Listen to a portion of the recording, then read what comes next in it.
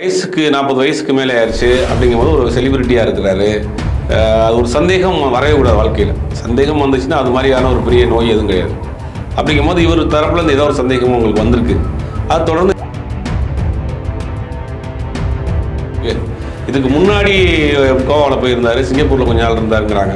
இந்த பிரச்சனையெல்லாம் அவருக்கு கொஞ்சம் ரிலீஃப் ஆகிறதுக்காக போயிருந்துருக்காரு. இப்போ அந்த கடந்த ஒரு 2-3 மாதமாகவே அவங்க தனியாக பிரிஞ்சு தான் இருக்கிறாங்க. ரெண்டாவது ஜெயம் ரவி அவங்க வீட்டிலேருந்தும் தனியாக தான் இருக்கிறார் அப்படிங்கிறாங்க. அவர் ஆஃபீஸில் தான் தங்கியிருக்கிறாரு. அவங்க வீட்டுக்கு கேரக்டராக இருப்பாங்க.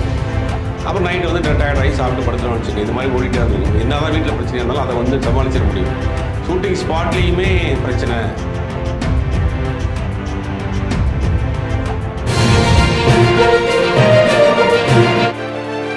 ஹலோ சார், வணக்கம். வணக்கம். எப்படி இருக்கீங்க சார்? நல்லா இருக்கேன். லாஸ்ட் டைம் பேசி முடிக்கிறதுக்குள்ளே வந்து பார்த்தீங்கன்னா அஃபிஷியலாகவே நிறைய விஷயங்கள் மாறிடுச்சு. இப்போ வந்து ஆர்த்தி ரவி ஒரு கொடுத்துருக்காங்க பாருங்கள் அந்த ஸ்டேட்மெண்ட்டு. அந்த ஸ்டேட்மெண்ட் பார்க்கும்போது பல பேர் எழுப்பட்ட கொஸ்டின் என்ன தெரியுங்களா, அவர் உங்கள் ஹஸ்பண்டு உங்களாலே பார்க்க முடியலன்னா அப்புறம் எப்படிங்க நாங்கள் மட்டும் எப்படி கன்வின்ஸ் பண்ண முடியும் அப்படின்ற மாதிரி கேட்குறாங்க. இல்லை, கன்வின்ஸ் பண்ண முடியலன்னா இப்போ கடந்த ஒரு 2-3 மாதமாகவே அவங்க தனியாக பிரிஞ்சு தான் இருக்கிறாங்க. ரெண்டாவது ஜெயம் ரவி அவங்க வீட்டிலேருந்தும் தனியாக தான் இருக்கிறார் அப்படிங்கிறாங்க. அவர் ஆஃபீஸில் தான் தங்கியிருக்கிறாரு. அவங்க வீட்டுக்கும் போகிறதில்ல, ஆஃபீஸில் தான் தங்கியிருக்கிறாரு. இடையில கொஞ்ச நாள் வந்து இந்த தமிழ்நாட்டில் இல்லை, அது கோவாவில் ஒரு மாதம் ரெஸ்ட்டில் இருந்தார் அப்படிங்கிற மாதிரி சொல்கிறாங்க. அப்படிங்கும்போது அந்த பேச்சுவார்த்தைகளும் அவங்களுக்கு வந்து சரியாக ஒத்து வராத போது அவங்க என்ன பண்ணுவாங்க, ரீச் பண்ண முடியல அப்படிங்கிறதான் சொல்லியிருக்காங்க. அது ரீச் பண்ண முடியலன்னா இவர் நம்பரை பிளாக் பண்ணி வச்சுருக்கிறாரா அப்படிங்கிற விஷயமும் இருக்கு இல்லையா. இப்போ இவங்க என்ன பண்ணுறாங்கன்னா இமீடியட்டாக இவருடைய இன்ஸ்டா அன்ஃபாலோ பண்ணுறாங்க, ஃபோட்டோ டெலிட் பண்ணுறாங்கன்னா இவர் கோவத்துக்கு அவருடைய நம்பரை பிளாக் பண்ணியிருக்கிறதுக்கு வாய்ப்பு இருக்குது. அந்த பேச்சுவார்த்தைகள் ஒன்றும் நம்ம நடந்து அது முடிவு சரியாக எட்டாமல் போனதுனால தான் கோர்ட்டுக்கு போனாங்க. அதை தான் சொல்லியிருக்காங்க, நாங்கள் வந்து அவர் ரீச் பண்ண முடியல. ஒருவேளை தன்னிலை விளக்கத்தை கொடுக்கறதுக்கு அவங்க முயற்சி பண்ணுறாங்களா என்னன்னு தெரியல. இதெல்லாம் தாண்டி வந்து பார்த்தீங்கன்னா இவ்வளோ நாள் கூட இருக்காங்களா சார் அவங்க? நான் இது வரைக்கும் இந்த நியூஸே எனக்கு தெரியாது அப்படிங்கிற மாதிரி சொல்கிறதுக்கு இவங்க தான் சொல்கிறாங்களா, இல்லை பின்னாடி இருந்து இந்த மாதிரி ஸ்டேட்மெண்ட் கொடுங்கன்னு சொல்ல வைக்கிறாங்களா? இல்லை, எல்லாத்தையும் கன்சல்ட் பண்ணி தான் பண்ணியிருப்பாங்க, தனியாக செய்யிருக்க மாட்டாங்க. இனி வந்து ஒரு பிரச்சனை வந்தப்போ லீகலாக அதை மூவ் பண்ணுறாங்க. அப்போ அட்வொகேட்ஸோடைய அட்வைஸ் பிரகாரம் இந்த மாதிரி கொடுங்க, குழந்தை இருக்குது அப்படிங்கிற மாதிரி சொல்லியிருப்பாங்க. அதில் சேர்ந்து தான் பண்ணியிருப்பாங்க. தனியாக பண்ணுறதுக்கு எப்படி வாய்ப்பு இருக்குது? இப்போ ரவி சைடில் என்ன முடிவு சார் இருக்குது?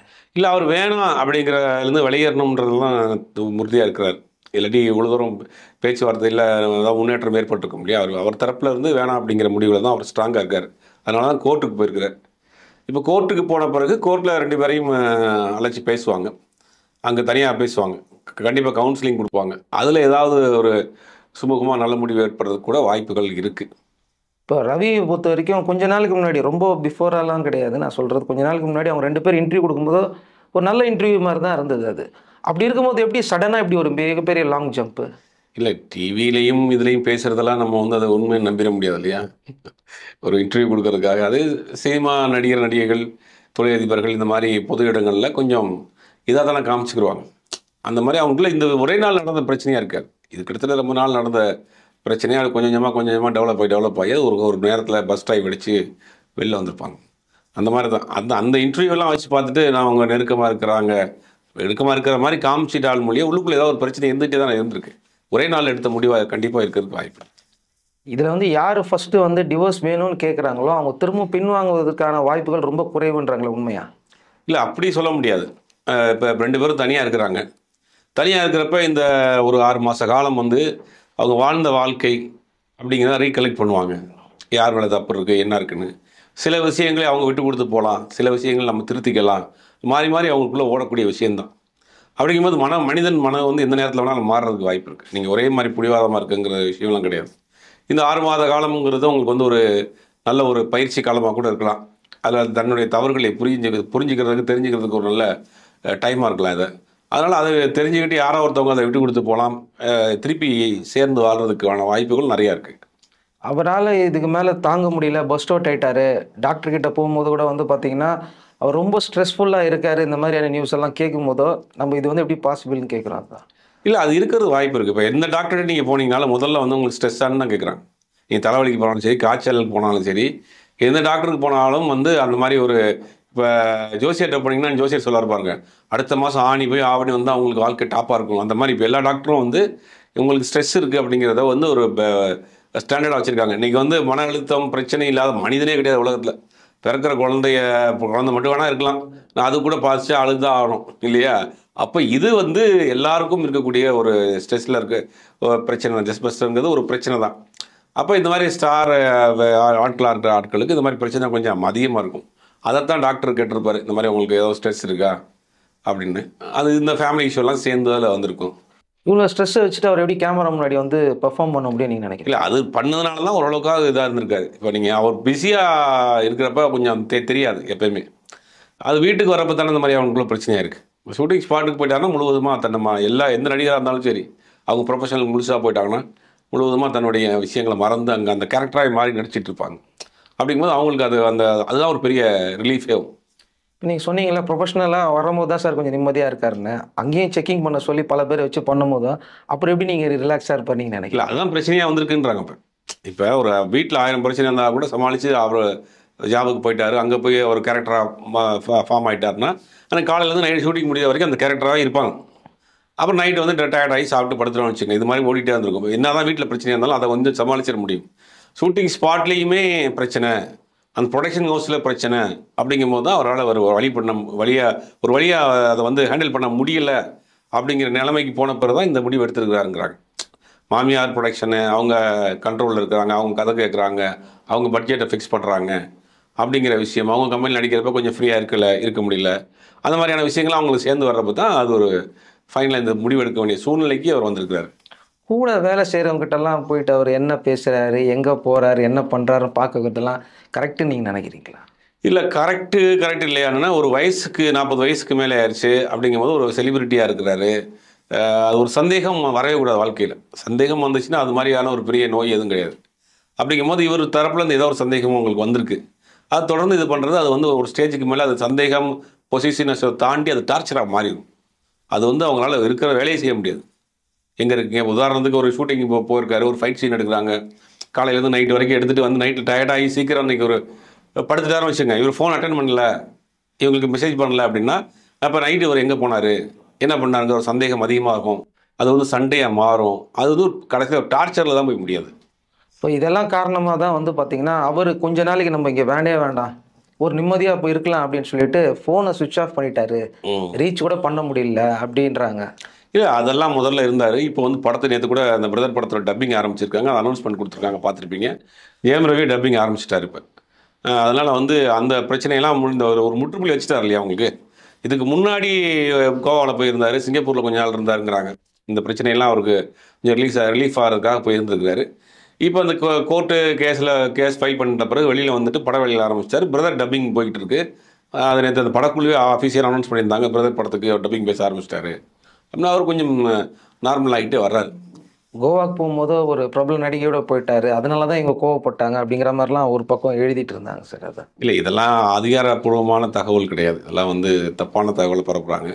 அப்படியே போனாலும் இது வந்து ஒரு பெரிய விஷயமும் கிடையாது, நாட்டுக்கு ஒரு முக்கியமான விஷயமும் கிடையாது. அவருடைய பர்சனல், யாருடைய பர்சனலையும் யாரும் தலையிடுவதற்கான வாய்ப்பில்லை. அதுக்கு உரிமையாக போட்டாட, அது முழுமையாக அதை வந்து கோவப்படுறதுக்கோ ஏற்றுக்கிறதுக்கோ அவங்களுக்கு மனைவிக்கு மட்டும் தான் உரிமை இருக்குது. நம்ம இதை பற்றி பேசியோ என்ன நடந்துச்சு நீங்கள் பார்த்தீங்கன்னா அது சினிமா நடிகர் மட்டும் கிடையாது, எல்லாருடைய பர்சனல் லைஃப்லேயும் ஏகப்பட்ட பஞ்சாயத்து போயிட்டு தான் இருக்குது. அதெல்லாம் நம்ம போய் அதுக்கு நம்ம தேவையும் இல்லை அது எனக்கு தெரிஞ்சு. ஆனால் அதை வந்து முழுவதுமாக எடுத்துக்கிறக்கூடிய கிரெடிட் வந்து யாருக்கு இருக்குன்னா அவங்க மனைவிக்கு இருக்குது. சப்போஸ் அவங்களுக்கு அதுக்கு சந்தேகப்பட்டிருந்தால் அவங்க தான் அதை பற்றி எக்ஸ்போஸ் பண்ணணும். தனி ஒருவன் 2 அவங்களால கிட்டத்தட்ட கால் ஷீட்டே கொடுக்க முடியல 2.5 வருஷத்துக்கு மேலே. இதுவும் ஒரு கோவம் ஜெயம் ரவிக்கு இருந்ததுன்னு சொல்கிறாங்களே. இல்லை, கண்டிப்பாக இருக்குது. அவங்க ஓன் ப்ரொடக்ஷனை அவங்க அண்ணனே பண்ணுற படத்துக்கே டேட் கொடுக்க முடியாத அளவுக்கு அவங்க அந்த தரப்பில் லாக் பண்ணி வச்சுருக்கிறாங்க. கடைசியாக ரொம்ப முக்தி போய் வெடித்தது வந்து பாண்டியராஜ் படம் அப்படிங்கிறாங்க. பாண்டியராஜ் படத்தை வந்து அவர் வந்து கமிட் பண்ணியிருக்காரு, கதை கேட்டிருக்காரு, ஓகே பண்ணியிருக்காரு. அந்த படத்தை நாங்கள் பண்ணுறோம்னு இவங்க கேட்டிருக்கிறாங்க. பட் இவங்க போய் அவர் அந்த கம்பெனிக்கு அவர் அமைச்சிருக்கிறாரு. பட் அவங்க ஒரு பட்ஜெட் சொல்லியிருக்காங்க, அந்த பட்ஜெட்டை குறைக்க சொல்லியிருக்காங்க. அப்படி இப்படின்னு அந்த மாதிரி ஒரு பெரிய பிரச்சனையாகி இந்த 2 பேருடைய பிரச்சனை தாங்க முடியாமல் பாண்டியராஜ் அந்த ப்ராஜெக்ட்லேருந்து வெளியில் போய் விஜய் சேதுபதியை வச்சு அந்த படம் ஆரம்பித்து ஷூட்டிங் போகிறாங்க. அப்படிங்கும் போது இது வந்து ஒரு பெரிய அவருக்கு ரவிக்கு வந்து ஒரு பெரிய ஒரு மன அழுத்தத்தை கொடுத்துருக்கு, ஒரு வருத்தத்தை கொடுத்துருக்கு. அதுவும் ஒரு காரணம் அப்படிங்கிறாங்க. பொன்னியின் செல்வன் மாதிரி ஒரு பெரிய ஹிட்டு கொடுத்துட்டு அடுத்தடுத்து அவரால் வந்து பார்த்தீங்கன்னா சக்ஸஸ் கொடுக்க முடியல. இதுக்கு ரீசனு இந்த ப்ரொடக்ஷனும் ஒரு காரணம் நினைக்கிறீங்களா? ஏன்னா நிறைய பேர் சொல்லிட்டு இருந்தாங்க, இவர் வெளியில வந்து ஒரு ப்ரொடக்ஷன் பண்ணாதான் இவரால் ஹிட் கொடுக்க முடியும்னு இன்டெரக்டா சில பேர் சொல்லிக்கிட்டு இருந்தாங்க. அது நடந்துச்சுல்ல? இல்லை, முதல்ல என்னன்னா ஆரம்பத்தில் அவங்க அண்ணன் படத்தில் நடிக்கிறாரு, அவங்க அப்பா படத்தில் நடிக்கிறாரு. ரீமேக் படத்தில் மட்டும்தான் ரவி நடிப்பார்னு ஒரு முத்திரை இருந்துச்சு ஆரம்பத்தில். ஜெயமா இருக்கட்டும், எம் குமரனா இருக்கட்டும், சம்திங்காக இருக்கட்டும், எல்லாமே தெலுங்கு படம் தான். அந்த படத்தை அப்படியே வாங்கிட்டு வந்து ரீமேக் பண்ணுவாங்க. அண்ணன் ப்ரொடியூஸ் பண்ண, அண்ணன் டைரக்ட் பண்ணுவார், அப்பா ப்ரொடியூஸ் பண்ணுவார். ரவிக்கு அந்த மாதிரியான கேரக்டர் பண்ண மாட்டார் வேற அப்படிங்கிற ஒரு முத்திரை இருந்துச்சு. அதை உடச்சி வெளியில் வந்து தான் பேராண்மை மாதிரியான படங்கள் பண்ண ஆரம்பிச்சு. அதுக்கு பிறகு தான் கொஞ்சம் வெளியில் தெரிய ஆரம்பிச்சார். அவங்க இடையில நல்லா போய்கிட்டு இருந்த டைமில் தான் இவங்க ப்ரொடக்ஷன் உள்ளே வந்தாங்க. இப்போ என்னன்னா இவங்க கம்பெனி அப்படிங்கிறதுனால அது ப்ரொடக்ஷன் சைடாக இருக்கட்டும், கதை கேட்குற விஷயமா இருக்கட்டும், உங்களுக்கு வெளியிலேருந்து பல்வேறு ஆட்கள் உள்ளே வர முடியாதுல்ல. அவங்க ஒரு மாதிரி அது வந்து ஒரு காம்பவுண்டில் அடைஞ்ச மாதிரி ஆயிடுச்சு. அது எல்லாம் சேர்ந்து ஒரு தோல்வி வந்து இப்போ 1000 காரணம் சொல்லலாம். பட் அது வந்து முழுவதுமாக அது கிரெடிட் யாருக்குன்னா அந்த டேரக்டருக்கும் அந்த ஹீரோக்கும் தான் பாதிக்கப்படுறது. தயாரிப்பாளர் தரப்பு சொன்னாலும் கூட பாதிக்கப்படுறதுன்னா அந்த அடுத்தடுத்து அந்த கேரியர் இல்லையா, தொடர்ந்து 3 படம் ஃபெயிலியருங்கிறது வந்து அவருக்கு பெரிய ஒரு லாஸ் இல்லை. இது வரைக்கும் ஒரு 20 வருஷமாக கட்டி காப்பாற்றி ஒரு இமேஜ் வச்சிருக்காரு, அவருக்குன்னு ஒரு பிஸ்னஸ் வச்சிருக்காரு. அது உடஞ்ச மாதிரி ஆயிடுச்சுல. இப்போ அது கரியரும் அதில் ஒரு முக்கியமான ஒரு பார்ட்டாக. ஆமாம், கெரியர் முக்கியமான பார்ட். கெரியர் தான் முக்கியமான பார்ட்னு நான் நினைக்கிறேன். ஏன்னா ஒரு 3-4 படம் தொடர்ந்து ஃப்ளாப்பு, பெருசாக போல, நல்ல கதைகள் கேட்குற படத்தையும் பண்ண முடியல. தன்னை வந்து ஒரு பெரிய ஒரு கூண்டுக்குள்ளே மாட்டிக்கிட்ட மாதிரியான ஒரு பிரச்சனை. இது ஒரு முற்றுப்புள்ளி வைக்கணும், நம்ம கொஞ்சம் ஃப்ரீயாக இருக்கணும், நம்ம கேரியரே போயிடும் போல இந்த மாதிரியான விஷயங்கள் நடந்தா அப்படின்ற ஒரு ஸ்டாண்டை வந்த பிறகு தான் முடிவு வந்த பிறகு தான் இந்த முடிவு எடுத்திருக்காரு. இல்லை, ஒரு சாதாரண ஒரு மனுஷன் அவரே வந்து பார்த்தீங்கன்னா இந்த மாதிரி பிரச்சனை வந்தால் ஓகே. இவ்வளோ பெரிய செலிபிரிட்டியாக இருக்கிறாரு, அவராலே ஃபேஸ் பண்ண முடியல, ஃபோனை சுவிட்ச் ஆஃப் பண்ணுறாரு, போகிறாரு, எங்கேயோ நிற்கிறாரு அப்படின்றப்போ ஆப்போசிட் தரப்பில் வந்து இவரை விட கொஞ்சம் வசதியானவங்களா இருக்கிறாங்களோ, அதனால் கொடுக்கப்படுற அழுத்தத்தால். இல்லை, அது குடும்ப சிக்கல். அப்படி குடும்ப பிரச்சனைகள் வந்து அதுங்க செலிபிரிட்டியாக இருக்கட்டும், சாமானியனாக இருக்கட்டும், சாதாரண அன்றாடம் காட்சியாக இருக்கட்டும், இதெல்லாம் வந்து குடும்ப பிரச்சனை வந்து முள்ளு மேலே போட்ட சேலை மாதிரி. அது ரொம்ப கேர்ஃபுல்லாக எடுக்கணும், இல்லைன்னா சேலையும் கிழிஞ்சிரும், பெரிய பிரச்சனையாக இருக்கும். இது வந்து செலிபிரிட்டிக்கெலாம் ஒத்துப்படாது. நீங்கள் வெளியில் ஆளுன்ற பிரச்சனை ஈஸியாக ஹேண்டில் பண்ணிடலாம். குடும்பத்துக்குள்ளே இருக்க விஷயத்தை அதை எப்படி ஹேண்டில் பண்ண முடியும்? அது ரொம்ப ஒரு சென்சிட்டிவான இஷ்யூ இல்லை அது. அப்படிங்கும் போது அதில் அவர் கொஞ்சம் அது வந்து ரிலீவ் ஆகிறதுக்கு கஷ்டப்படுறாரு, அவ்வளோதான். இப்போ அவருக்கு எப்படி என்ன பண்ணுறதுன்னு தெரியல, அதுக்காக டேரெக்டாக கொடுத்துட்டாரு, நான் டிவோர்ஸ் போய்ட்டு. இல்லை, இது ஒரு நாளில் நடந்தது இல்லை. எல்லாரும் நீங்கள் ஒரு நாளில் சொல்கிறாங்க, பல காரணங்கள் சொல்கிறாங்க, அதெல்லாம் இருக்காது. குறைஞ்சி கிடந்த எனக்கு தெரிஞ்ச ஒரு 2-3 வருஷமாக இவங்களோ கருத்து வேறுபாடு பிரச்சனைகள் போய்கிட்டே இருந்திருக்கும். அது ஒரு ஸ்டேஜுக்கு மேலே தான் அது இந்த அளவுக்கு வந்து நிற்கிது. ஜெயம் ரவி அடுத்தடுத்து படங்கள் பற்றி பேசி அனௌன்ஸ்மெண்ட்டும் வரல சார். அதுவும் பல பேர் என்ன சொல்கிறாங்கன்னா, இவர் கொஞ்சம் பிரேக் எடுக்க போகிறாரு அப்படிங்கிற நியூஸும் வந்துட்டு. இல்லை, பிரேக்கெலாம் இல்லை, அது தவறான தகவல். இப்போ பிரதர் படம் டப்பிங் போயிட்டு இருக்கு, அடுத்து ஒரு 2 படம் கமிட் பண்ணிருக்காரு. வேல்ஸுக்கு ஒரு படம் பண்ணுறதா கூட சொல்கிறாங்க. அது லைனப் இருக்கு, அவர்கிட்ட கண்டிப்பாக படம் பண்ணுறாரு. ஸோ அப்போ ஒரு சின்ன கம்பேக் கொடுப்பாரு அப்படின்னு சொல்கிறாங்க. கம்பேக்கு இந்த பிரதர் படத்தை பெருசாக எதிர்பார்க்குறாரு. ராஜேஷ் படம், ராஜேஷுக்கும் ஒரு பெரிய கம்பேக்காக இருக்கணும்னு நினைக்க எதிர்பார்க்குறாரு. படமும் ஓரளவுக்கு நல்லா தான் வந்திருக்கிற மாதிரி டாக் வந்திருக்கு, வெயிட் பண்ணி பார்க்கலாம். எல்லாருமே அவங்க மாமியார் அவங்கள தான் கையை காட்டுறாங்க. இவங்க வந்து இதில் நடுவில் வராமல் இருந்திருந்தாங்கன்னா போயிருக்கோம். இல்லைன்னா ஒன்று ஜெயம் ரவியோட வீட்டில் இருந்திருந்தாலாவது இது கொஞ்சம் ஈஸியாக போயிருக்கும். அங்கே போனதுனால தான் மொத்தமாக கலாப்ஸ் ஆயிடுச்சு அப்படின்றாங்க. இல்லை, ஒட்டுமொத்தமாக சொல்கிறக்கூடிய தகவலாக இருக்குது இது. ஆனால் ஒரிஜினலான அந்த கணவன் மனைவிக்குள்ள ஒரு நல்ல அண்டர்ஸ்டாண்டிங் இருந்துச்சுன்னா இந்த எல்லா பிரச்சனையும் அவங்க டேக் ஓவர் பண்ணிடுவாங்க. இப்போ 2 பேருக்குள்ள நல்ல ஒரு புரிதல் இருந்ததுன்னா அந்த பொண்ணே அவங்க அம்மாட்ட எங்கள் வீட்டுக்காரருக்கு பிடிக்கல, ஒரு சில விஷயத்தை நீங்கள் அவாய்ட் பண்ணிங்க, அந்த ஓப்பனாக சொல்லிடலாம்ல. இப்போ ஜெயம் ரவிக்கு பிடிக்கலாம், அவங்க அப்பா அம்மாட்ட இந்த எங்கள் வீடு சரி நம்ம ஃபேமிலியாக மட்டும் இருக்கலாம், பிஸ்னஸ் தலையிடாதீங்கன்னு சொல்லிடலாம்ல. அப்போ அவங்க 2 பேருக்குள்ளேயே ஒரு சரியான ஒரு புரிதல் இல்லை. அதனால தான் வெளியில் ஆட்கள் உள்ளே வர்றாங்க. இப்போ அவருக்கு ஜெயம் ரவிக்கு சில விஷயங்கள் பிடிக்கலன்னு இவங்க அவாய்ட் பண்ணியிருந்தாங்கன்னா இந்த பிரச்சனை வந்திருக்காது. அதேமாதிரி ஆர்த்திக்கு ஜெயம் ரவி செய்கிற விஷயங்கள் சில விஷயங்கள் பிடிக்காம அவாய்ட் பண்ணியிருந்தாங்கன்னா இந்த பிரச்சனையும் வந்திருக்காது. அப்போ இவங்களுக்குள்ளேயே சரியான ஒரு புரிதல் இல்லாமல் தான் இந்த அளவுக்கு வந்திருக்கு. ஃபஸ்ட்டு யார் சார் லவ் சொன்னது இவங்க 2 பேருக்குள்ள? ஆர்த்தி தான் சொன்னதாக சொல்கிறாங்க. அதாவது சிங்கப்பூரில் ஒரு மீட்டிங் நடந்த ஒரு ஈவெண்ட்டில் மீட் பண்ணி அங்கே தான் லவ் சொன்னதாக சொல்கிறாங்க.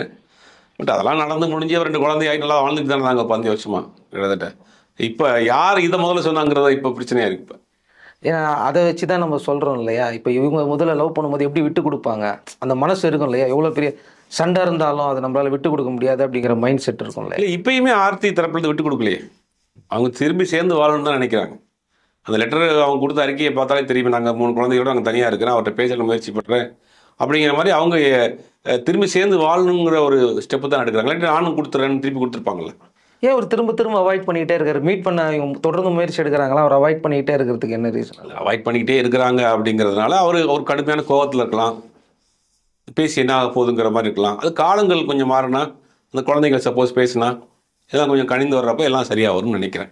ஏன்னா இந்த ஜிவி தனுஷ்லாம் வந்து பார்த்தீங்கன்னா மியூச்சுவலாக போயிட்டாங்க, ரொம்ப ஈஸியாகவே முடிஞ்சுச்சு. நம்ம சில பேர்கிட்ட கேட்கும்போது இது ஈஸியாக முடியறதுக்கான வாய்ப்பு கிடையாது அப்படின்னு. ஆமாம், ஈஸியாக முடியறதுக்காக திருப்பி இவங்க தரப்புலேருந்து கோர்ட்டில் அவர் போட்டார். கோர்ட்லேருந்து இவங்களை கூப்பிடுவாங்க, 2 பேரையும் வச்சு கவுன்சிலிங் பண்ணுவாங்க. அப்போ இவங்க முடியாதுன்னாங்கன்னா திருப்பி கவுன்சிலிங் நடக்கும், தொடர்ந்து கேஸ் நடக்கும். அப்படிங்கிறது ஒரு நாளில் அது முடியக்கூடிய விஷயம் கிடையாது. அந்த கவுன்சிலிங் 2 பேர் தரப்பையும் உள்ள ப்ளஸ் மைனஸ் பேசுகிறப்ப அதில் ஏதாவது காம்ப்ரமைஸ் ஆகி திருப்பி சேர்ந்து அவங்க வாழ்றதுக்கு கூட நிறைய வாய்ப்புகள் அதிகம் இருக்குது. சரி, எப்படி இருந்தாலும் சரி. ஆனால் இன்றைக்கி வந்து இது ரவி தரப்பு எதிராக இவ்வளோ கவுண்டர் கிடைக்கும்னு யாருமே எதிர்பார்க்கல, நம்மளே எதிர்பார்த்துருக்க மாட்டோம் நான் நினைக்கிறேன். ஆமாம், நம்ம அப்படி ஒரு சாஃப்டான ஒரு கேரக்டராகவே பார்த்துட்டாங்க. சினிமாவிலையும் பெருசாக அவர் மேலே எந்த அலிகேஷன் கிடையாது. இவர் வீருண்டு எழுந்து நிற்கிறார் அப்படிங்கிற போது அந்த அளவுக்கு அவருக்கு பாதிப்பு ஏற்பட்டிருக்கு போல. ஆனால் சோஷியல் மீடியாவில் ரவி சாருக்கு கொஞ்சம் அதிகமான ஆதரவு இருக்குது, நீங்கள் பார்க்க முடியுதா சார்? ஆமாம், அது இவர் தான் இது வரைக்கும் இப்போ 20 வருஷம் ஆச்சு. 2000 படத்துக்கு வந்தார், ஜேஎம்ல வந்தார். இது வரைக்கும் அவர் மேலே எந்த அலிகேஷனும் கிடையாது. எந்த பார்ட்டிக்கு போனார், பப்புக்கு போனார், இல்லை யாராவது கிசு ஏதாவது ஒரு படத்தில் கமிட் ஆகி நடிக்காமல் இருக்கிறாரு அப்படிங்கிற மாதிரி எந்த விதமான ஒரு இதுவும் இல்லை. அந்த மாதிரி இருக்கிறப்ப திடீர்னு இவர் லைஃப்பில் இந்த மாதிரி ஒரு பிரச்சனை வர்றப்ப இவர் சைடில் எல்லா மக்கள் அப்படியே ஒரு பக்கம் நிற்கிறாங்க போய். சரி, எது எப்படி இருந்தாலும் யார் பக்கம் நின்னாலும் சரி. ஆனால் கண்டிப்பாக இந்த வீடியோலாம் ரவி சார் பார்க்குறாரு அப்படிங்கிற மாதிரியும் நிறைய தகவல்லாம் சொல்லிட்டு இருக்காங்க. அந்த குழந்தைகளுக்காக சில விஷயங்கள் அட்ஜஸ்ட் பண்ணி சேர்ந்து வாழுங்கள், வாழ்க்கை கொஞ்ச நாள் தான் அப்படிங்கிறதா நம்ம மாதிரி ஆட்கள் சொல்கிற அட்வைஸ் இல்லை, ஒரு வாழ்த்து. சரி, ஓகே, நன்றி சார், சீக்கிரம்.